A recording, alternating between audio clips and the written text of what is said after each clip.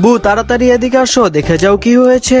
আরে সুমাইয়া, এটা কিভাবে হলো? আব্বু অনেক জোরে বৃষ্টি হয়েছে তাই এটা হয়েছে। আয় হ্যাঁ, এটা আমি কি দেখছি, বাসার এই অবস্থা কেন? এই নাও এটা ধরো আর তাড়াতাড়ি বাসা পরিষ্কার করো। এই তো পরিষ্কার করছি। আরে দূর, আমি আর পারবো না, অনেক বৃষ্টি আসছে, আমি ভিজে যাচ্ছি।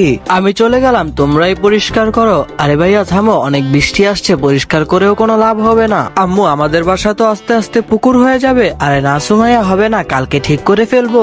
এই তো বালু ভরে ফেলেছি, যাও নিয়ে যাও এগুলো।